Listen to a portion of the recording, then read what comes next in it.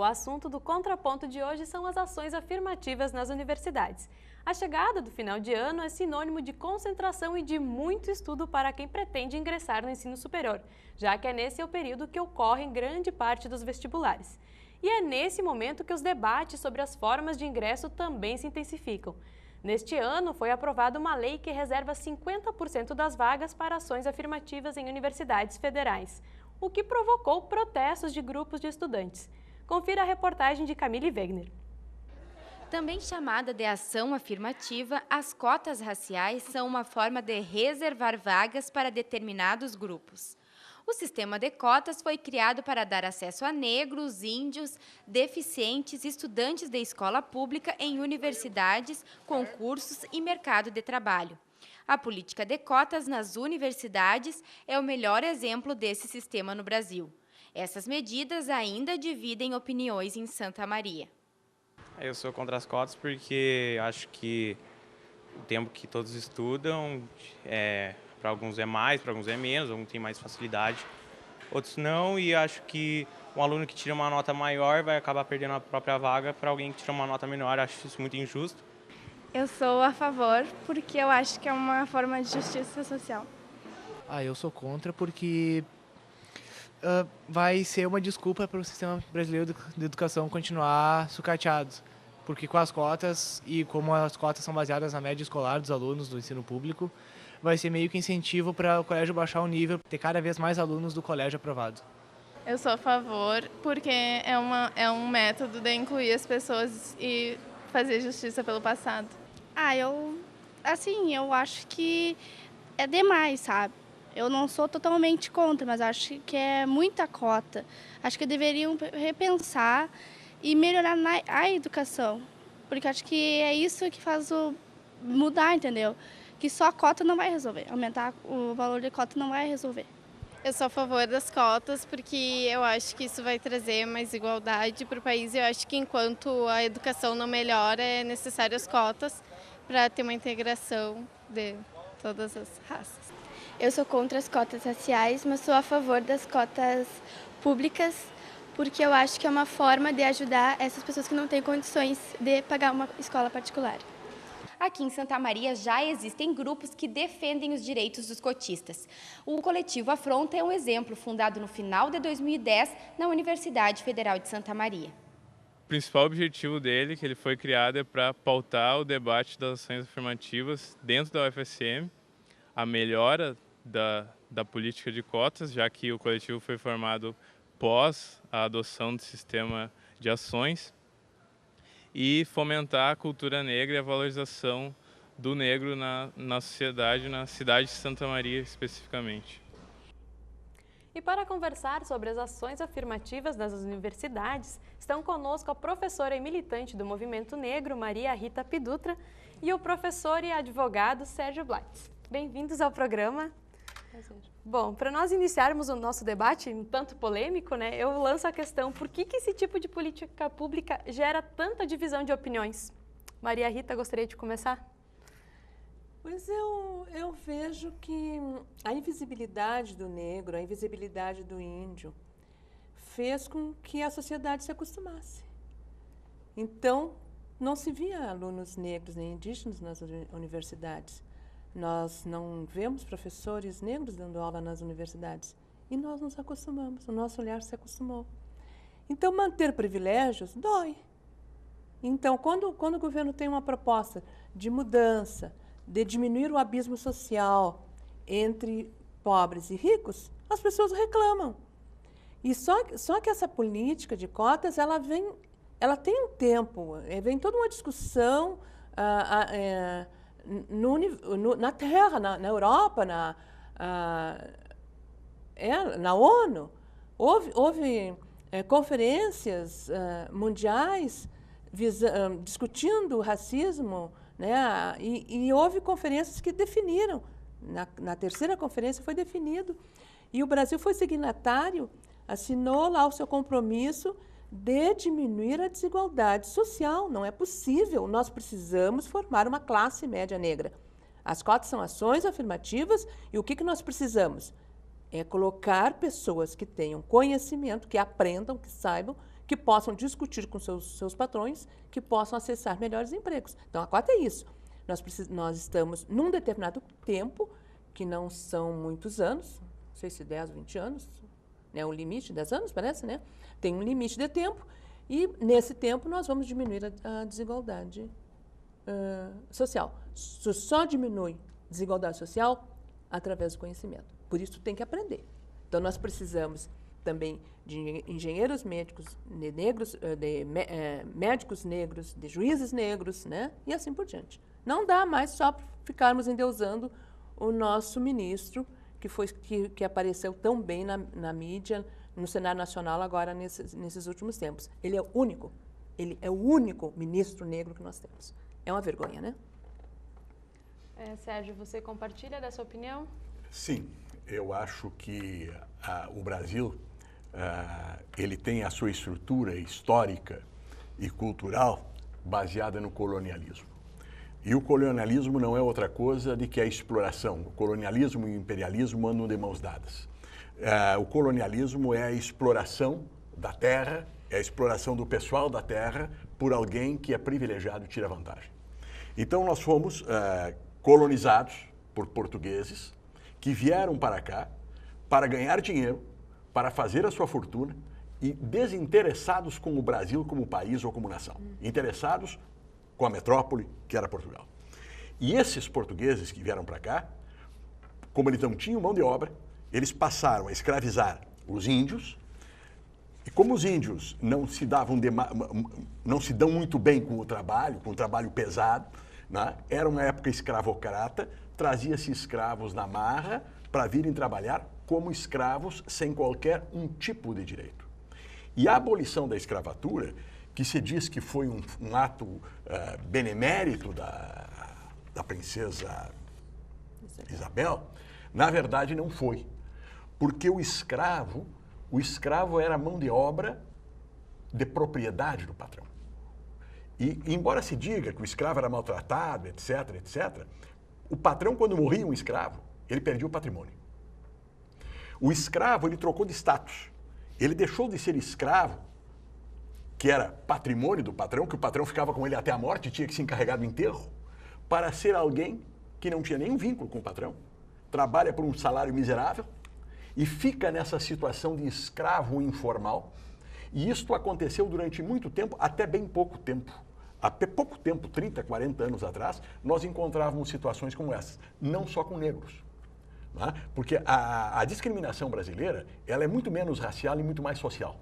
Então, ela se reflete aonde? Tanto é que a discriminação brasileira, eu não sei se a Maria Rita concorda comigo, que ela é mais social do que racial, que o nosso negro, ele não é o mesmo negro norte-americano. Lá o negro norte-americano normalmente é mais preto. Aqui a miscigenação anda. Né? Eu não sei se tu concordas com isso. Não, eu concordo que realmente nós somos um país embranquecido, que foi uma política de Estado, de governo, né? Tanto na época imperial, quanto depois houve esse objetivo de miscigenar. Mas eu vejo que nós precisamos diferenciar a cota racial da social, porque mesmo o indivíduo negro, nas mesmas condições de miserabilidade, morando na mesma região, vamos dizer que seja na periferia, esse indivíduo negro ele vai ainda ser... ele tem uma menos-valia. Ele vai ter uma menos-valia e ele ainda vai ser discriminado pelo seu vizinho do lado, pela criança do lado, que vai chamar o filho dele de negro sujo. Não, então, eu acho que mais um pouco. Quer dizer, se tu pegares um médico branco e um médico preto, de certa forma, o médico negro, ele também tem algumas dificuldades, maiores dificuldades de se firmar que um médico branco. Sim, em qualquer... Ou professor, ou qualquer coisa. Sim, sim. A gente tem conhecimento assim, de pesquisas que mostram, né, relatos de pessoas que tiveram dificuldades, sim. Isso existe. Agora, uma das coisas que eu me bato muito a favor das cotas é que nós precisamos formar médicos negros. Os nossos índices de mulheres morrendo no parto são altíssimos. As mulheres que mais morrem no parto são as mulheres negras. E tem uma explicação de alguns médicos, né, que dizem que as mulheres negras são muito fortes Então, aí ficam até o último momento para dar uma anestesia e as mulheres, às vezes, têm complicações nesse momento. Nós temos os índices de mortalidade infantil, que, graças a Deus, diminuíram. Também os índices são maiores com as nossas crianças. E aí houve estudos que comprovaram que o tempo de conversa, de anamnese do médico com uma criança negra e com uma criança não negra é diferenciado. Então, a pesquisa, a conversa, ele de repente, ele é muito maior com a criança branca. Então, as nossas crianças morrem mais. Na área também da criminalidade, do ato infracional, não dá para dizer, né? Existem diferenças. Tá? Vamos dizer, supondo, roubou uma galinha, corre-se o risco de termos penas de tempo diferenciada. E tem uma questão que eu gostaria de abordar, que é a questão da política afirmativa. Compete ao Estado, não é, e também gerar a melhor educação do seu povo. O cinto de segurança é um exemplo. Se não fosse lei, as pessoas não usavam cinto de segurança. Durante muito tempo, muita gente foi contra o cinto de segurança. Não é? Mas tanto é a lei hoje que ninguém anda com cinto de segurança porque a lei manda, todo mundo tomou consciência disso. O exemplo do cigarro, né? Também no início houve rejeição, porque é difícil nós mudarmos de opinião e sairmos da nossa zona de conforto. E nesta questão racial, ou na questão da inclusão social também, do menos, quer dizer, que é ProUni, essas questões todas, isto mexe com privilégios. Né? E quando mexe com privilégios, quem tem o privilégio não quer abrir mão. Eu vi um rapaz na entrevista ali dizendo o seguinte: não, eu acho que isso vai baixar o nível do ensino, porque quem estudou... Mas vem cá, dá para comparar o filho de um sujeito que pode pagar a escola particular e ele estuda desde o pré-primário, numa escola particular, se preparando para o vestibular, daquele outro que nasceu com a mesma capacidade intelectual, mas embaixo da ponte, e que não tem acesso a nenhum ensino público, porque se ele vai ao ensino público, ele não tem condição de comprar o caderno. Né? Quer dizer, existe igualdade? Não tem.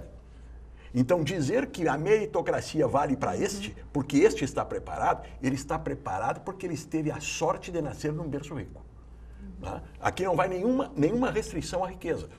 Eu não sou contra a riqueza, eu sou contra a pobreza. Eu quero que todos tenham uma linha digna de vida, pelo menos acima do nível de pobreza. As mesmas condições, né? É a mesma coisa, porque para mim, o ideal seria que não houvesse vestibular, que todos... Não, é isso, a gente quer o melhor. E também nós não queremos uma guerra racial, pelo contrário, nós queremos construir uma sociedade fraterna, humana, justa, igualitária. Tá bem. Bom, nós vamos para um breve intervalo e em seguida continuaremos falando sobre a política de ações afirmativas nas universidades. Já voltamos.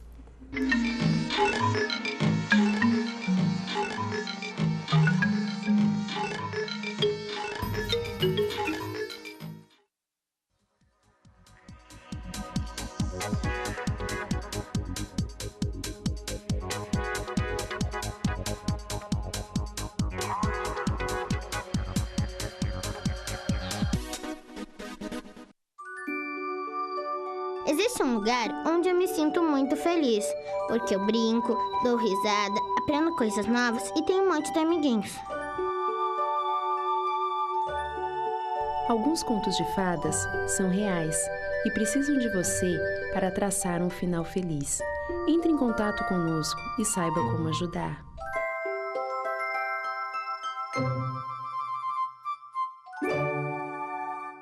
A Liga Seletiva se uniu para ajudar e salvar o planeta com Papelito, Metalinha, Super Vidro e Plasboy. Você pode fazer parte da Liga selecionando o material reciclável da sua casa. Entre em contato com a Asmar pelo telefone 3026-9167. Junte-se a nós. Santa Maria, cidade acolhedora, coração do Rio Grande. Tem o Centro Universitário Franciscano como referência no ensino de qualidade. Construído por pessoas que estudam, sonham e que não se cansam de criar. Unifra, um centro universitário por excelência.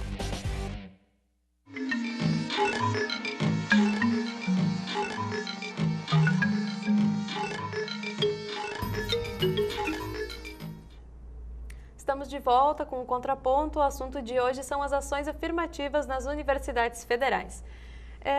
Professor Sérgio, há quem conteste a constitucionalidade, né, dessas medidas, das cotas, argumentando que isso seria uma violação do princípio da igualdade. Como o senhor vê essa questão? Bem, essa questão é a seguinte: um princípio, ele não é uma lei. O princípio, ele é, como diz, ele é um princípio. Ele é uma ideia em torno da qual nós temos que trabalhar. E todo princípio, ele admite interpretações diversas, dependendo da ideologia, da cultura de quem está interpretando esse princípio. Correto? Então, quando eu digo que existe o princípio da igualdade, eu posso entender, e é como eu entendo, que todos são iguais perante a lei, inclusive em oportunidades. Então, eu não posso dizer que alguém que nasceu com oportunidade melhor tem a mesma igualdade de quem não tem este ponto de partida. O correto seria o Estado dar a todos, em condições de igualdade desde o nascimento, as condições para evoluir. Agora, eu não posso pegar um lutador de boxe, que se preparou toda a vida para lutar boxe, e pegar um franzino e dizer, agora tu vai lutar com ele em igualdade de condições. Sobe no ringue, pode, dentro das regras, pode tudo. Isso é igualdade? Não é. No caso das cotas, é isso que se quer. Né? Se quer que um sujeito marombado enfrente um raquítico e dizer assim, vocês estão em pé de igualdade, agora é com vocês aí. Vocês dois têm a mesma idade, têm... Não é igualdade. Um se preparou a vida toda para lutar boxe, o outro não. Né? E mentalmente é a mesma coisa. Né? Então, tu pegar alguém, como eu disse no bloco anterior, que desde o berço, desde casa, já tem babá, tem escolinha pré-primária, tem o primário em escola particular, porque ele não vai para a pública. Ele não vai para a pública. Né? Ele vai para a escola particular. Para quê? Para ter direito depois de entrar na universidade pública por mérito. E o outro que teve no colégio público e não teve condições de chegar com a mesma meritocracia dele lá na ponta. Negativo. Né? Então, este princípio da igualdade, claro, se ela for uma igualdade formal, como dizia a Maria Rita, é uma coisa. São iguais. Agora, não são iguais. Tá certo. Professora Maria Rita, tem pessoas que são a favor das cotas para a escola pública, mas eles não concordam com as cotas étnicas para negros, né? Porque eles acreditam que os negros já estariam poderiam ser previstos dentro dessas cotas para a escola pública. Como é que você avalia isso? Pois, ontem lá na Federal, houve um seminário e esteve aí professores da região sul, Paraná, Santa Catarina e Rio Grande do Sul. Professores que são responsáveis pelas ações afirmativas. E o Dr. Marcelão, ele é polonês, é um professor de física de Santa Catarina. E o físico ele tem um raciocínio diferente, né? Então ele fez umas projeções, ele avaliou em cima de projeções.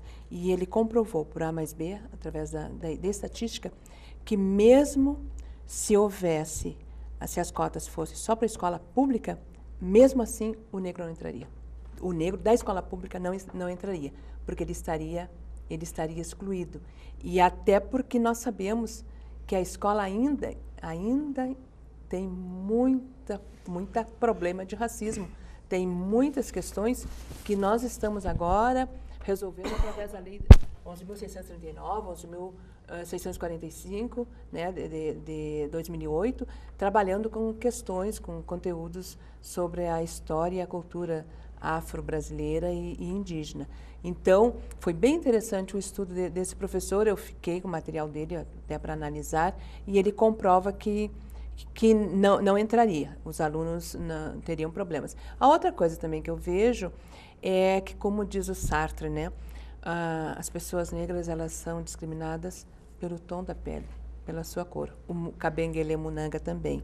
Então, quando a gente pensa, o pessoal que mais de sindicato, né, que diz, porque a questão é de classe, o movimento negro vai dividir a classe trabalhadora, não, né?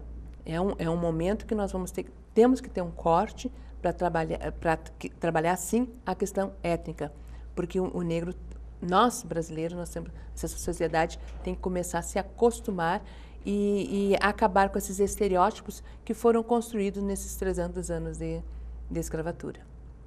Tá bem. Bom, outra questão bastante polêmica é a respeito, né, de o estudante, o candidato ao vestibular, se inscrever como negro e depois como é que se dá essa confirmação, né? Se ele é realmente negro, há pessoas que falam de pessoas morenas não entrariam nessa divisão de cotas para os negros. E também outra questão que eu coloco para a gente aqui para o debate é a respeito de negros que estudaram em escolas particulares, né? E se inscrevem pelas cotas. Blatz. Não existe regra perfeita. Sempre vai haver distorções. Né? Tem aquele ditado castelhano que diz: "A la lei e a la trampa". Né? Sempre vai haver distorções. Né? E esta é mais uma questão, digamos assim, sempre que houver uma regra, esta regra ela não abrange 100%, ela não consegue ser totalmente. Né? O que nós temos que evitar é evitar, de todas as maneiras, esse tipo de distorção. Né? Agora, pela lei como está hoje, não interessa se o negro saiu de uma escola particular, se ele é filho do Joaquim Barbosa ou do Pelé, ele terá direito à cota. Né? Mas também nós temos que admitir o seguinte, que o percentual destes casos deve ser tão pequeno que é uma exceção que justifica a regra. Exatamente. Eu também penso assim que todos deverão ter direito às cotas, todos os negros, né? E também eu considero que nós estávamos falando sobre esqueci agora. Então, só voltando aqui, só para dizer uma coisa. Eu não sei hoje, mas até bem pouco tempo atrás, e quando eu digo pouco tempo, eu digo 20 ou 30 anos, a Marinha Brasileira não tinha oficial negro. Quer dizer, a cota era 100% branca. Né? A Marinha Brasileira não tinha oficial negro. Né? E as cotas para os professores. E o Exército, não sei se tem general negro. E também na Igreja Católica, né? São muito poucos os... Mas na Igreja Católica ainda pode-se dizer o seguinte, que o percentual de padres negros, no Brasil, pelo menos, eu acho que ainda não é expressivo, talvez esteja dentro da média. Mas, da mesma forma, quer dizer, eu acho que nós temos o Dom Gílio, que era de Bagé. Está em Bagé ainda. Está em Bagé, que era esse bispo. Bispo. Não sei o que é. Eu acho que é o único negro no Brasil bispo, né? Eu acho sim. Eu tenho a impressão que seja, não desconheço. Bom, a questão dos 50% de cotas entrou em vigor neste ano, né? Mas haviam cotas antes também já. Dá para se dizer que as universidades federais já estão mudando um pouco, pelo menos, os estudantes que estão ingressando nela ou ainda não? Dá. A gente vê o campus colorido, um campus brasileiro. Nós já temos um campus com cor de Brasil. Nós não temos mais com jeito europeu, né? Tem bastante alunos negros e nós também já estamos parece com 8 alunos indígenas, né? Então já os resultados já estão vindo. Nós temos um percentual de população negra no Rio Grande do Sul que é em torno de 16, 17%. Esse percentual deverá estar em todos os locais, nos bancos, no comércio, né? Na igreja, nas escolas. Agora, recentemente eu assisti, eu não me recordo qual é o canal, uma matéria sobre uma médica indígena, que estava fazendo residência em Porto Alegre, e ela relatando da discriminação que ela tinha dos próprios professores em relação a ela durante o curso. E ela queria se formar para voltar a trabalhar na tribo dela, que era de Goiânia, coisa parecida. Quer dizer, mesmo assim, ainda nós temos, apesar das cotas, nós ainda temos algum tipo de discriminação. E eu vejo assim, a necessidade desses cotistas também concluírem os seus estudos e fazerem mestrado, doutorado e ingressarem como professores nas universidades, porque aí a gente vai ter a cara do Brasil, uma coisa democrática, cada um com o seu ponto de vista, com a sua cultura, né? A nossa cultura africana, nós temos valores civilizatórios muito próprios, a circularidade, a religiosidade, a musicalidade, né? O axé, são coisas próprias nossas, a corporeidade. Então, quando nós estivermos lá trabalhando, certamente nós vamos enriquecer. Eu estou vendo quem serão esses que estarão lá trabalhando. É essa turma de cotistas agora. Então, ontem alguém disse, cadê os professores negros? Não tem, mas eles serão os primeiros professores negros. Essa turma que entrou na primeira leva, né, espero que sejam os próximos cotistas, né? Tá certo. Os próximos professores. Nós vamos fazer um breve intervalo e já voltamos. Não saia daí.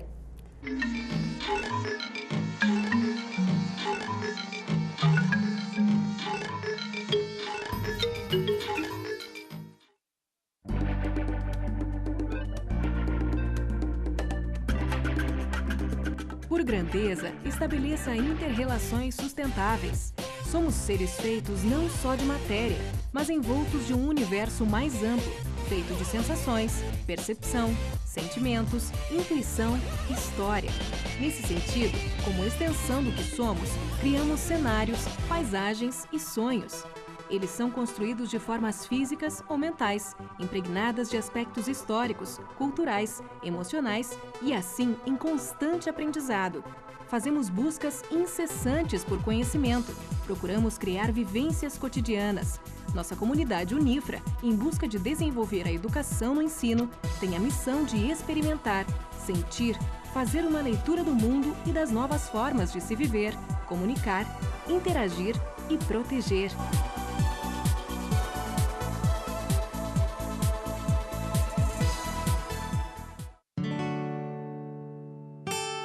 O vento mudou de direção no Lar Acalanto. Agora, além de amparar crianças que convivem com o vírus HIV, a casa está acolhendo famílias e crianças que possuem doenças crônicas degenerativas.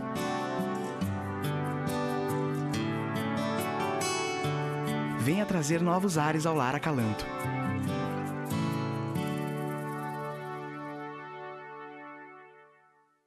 Dicas TV Unifra. Tenha sempre com você os telefones de emergência. 190, Brigada Militar. 191, Polícia Rodoviária Federal. 193, Bombeiros. 198, Polícia Rodoviária Estadual. 3921-7092, DMT.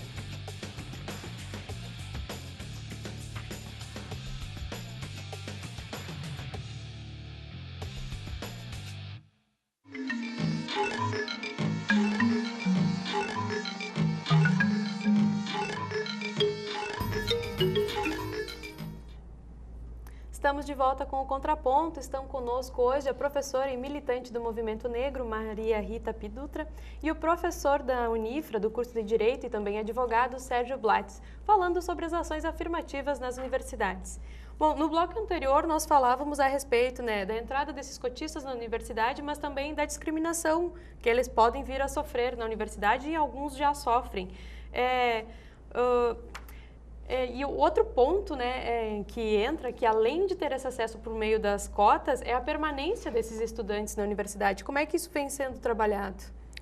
Lá na Federal tem dois grupos, tem o Afronta e tem a Associação dos Estudantes Negros, então que de certa forma, né, eles apoiam os estudantes que estão chegando. Então esses estudantes que estão chegando, eles já têm aquela consciência negra, coisa que no meu tempo eu não tinha. Né, se perceber que são negros e se orgulharem das suas raízes. Né? Então, eu acho que a questão do racismo, isso se resolve. E depois, racismo é crime, né? Eu vejo assim, racismo é crime, denuncia e segue, vai pela linha legal, né? Pelo eixo legal. Agora, a permanência, há sim que se pensar. E as universidades públicas estão pensando. Questão de moradia, de alimentação. O restaurante universitário serve refeição por 50 centavos. E aí um menino contava ainda que, mesmo sendo 50 centavos, tinha um colega cotista que não tinha os 50 centavos.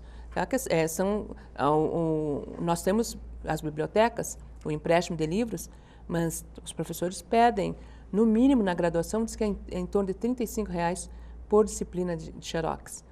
Isso é problema. Isso é problema para um aluno. Além disso, aqueles que trabalham durante o dia, que vão à noite, né, tem o cansaço, tem a questão também do deslocamento, do ônibus, mas pelo menos a nossa federal aqui tem uma série está pensando e tem bolsas, mas isso ainda não é tudo. Ainda há problemas, porque ontem foi colocado que o menino não tinha 50 centavos para comer. É grave, porque tem que lembrar que o extrato social, né, o do povo negro ainda é o menor. Então, as pessoas realmente lutam com problemas econômicos sérios, né? E isso aí vai ser superado quando? Vai dar certo? Acho que vai dar, mas é a médio prazo. Nós temos que garantir a permanência, garantir o sucesso, que eles se formem, né? E que eles voltem para o mercado, ingressem no mercado de trabalho, e alguns voltem até para dentro da universidade, através de cursos. Quantos anos dura uma formação de um estudante? Conforme o curso, é quase 10 anos. Ali que a gente vai ter os resultados. Bom, o papel das ações afirmativas é minimizar as desigualdades sociais, né? Elas estão cumprindo esse papel? Acho que isso tem que ser a médio e longo prazo. Eu acho que vai ser... O que a gente vê é que nós temos alunos da periferia ingressando tanto nas universidades públicas quanto aqui na privada. O doutor Blatz acabava de me relatar, uma aluna, né, que mora na periferia, é aluna aqui, está estudando. Então, ontem eu conversava com um menino e eu perguntei de onde tu és, da Arco-Íris. Um aluno da Arco-Íris fazendo direito. Que coisa linda, né? Quando é que se pensava? Esse acesso está sendo garantido, né? Agora nós temos que garantir a permanência, que ele possa ficar. E aí os cursos mais nobres, o material é mais caro, tem que se pensar o que fazer, como garantir isso, né? Os livros para esses estudantes, os cursos mais considerados elite. Por exemplo, se um aluno vai fazer odonto. O odonto é o curso mais caro que tem, porque precisa de material, etc. Pois é. Então, aí a universidade tem que pensar como é que vai garantir o material para esse equipe, para o aluno trabalhar. Né? E a lei das cotas, ela pode inibir algum investimento na educação básica? Porque, ou seja, a gente tem essa medida, né, que ela entra com a função ali para quem está ingressando no ensino superior, mas há alguma possibilidade de se esquecer a educação básica? Não, eu acho que essa preocupação o Brasil começa a ter, né? Inclusive no Brasil, na minha visão, está invertida a pirâmide, porque a educação federal devia ser, o ensino básico devia ser por conta do federal, porque o aluno que estuda lá em Sarandi, ou estuda em Santa Maria, sendo do estado ou do município, tem diferença na qualidade do ensino.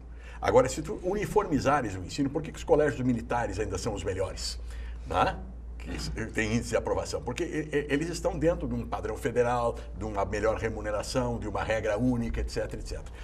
Então, o correto seria a inversão, quer dizer, quando o sujeito chegasse para a universidade, bom, aí ele até poderia pagar se fosse o caso, mas ele já tinha uma formação básica feita. Mas eu acredito que o governo federal tem tomado atitudes no sentido de melhorar esta questão do ensino básico. Inclusive o piso do magistério, que está dando tanta confusão aqui no estado, inclusive, né? Mas isso são iniciativas para uniformizar o ensino básico, porque sem o ensino básico nós teremos dificuldades de dar demanda, porque realmente o aluno chega depauperado ao ensino superior. Mas eu acredito que tudo isso vai puxar o ensino básico. Eu acho que nós estamos numa boa fase, eu acho que estamos iniciando, eu acredito nisso. Eu também acho. E também penso que não vai ser, não dá para esperar uma reforma do ensino básico para a melhoria da qualidade, né, e acesso dos pobres à universidade. Uma coisa puxa a outra. Uma coisa puxa a outra, né? Mas há sim, e há muito esforço por parte dos professores, e eu espero também que os índices, né, essa forma como o governo está fazendo de avaliação, a gente podendo ver... Obriga, né? Obriga, né? Em que posição o Brasil está, em que posição a escola do meu filho está, isso é muito bom, porque todos os pais têm acesso e sabem como é que está indo, né, o andamento do ensino naquela escola. Então, acho que tem que ser um trabalho conjunto. Família, Estado, sociedade, professores, todo mundo junto. Que aos poucos começa a se desenvolver, né? Exatamente. Eu agradeço muito a presença de vocês aqui no Contraponto hoje. Bom, nós ficamos por aqui. Se você tem sugestão de algum tema para debate, nos envie por e-mail tv.unifra@unifra.br. Você também pode assistir a nossa programação no YouTube, no canal Unifra Online. Nos vemos na próxima semana e até lá!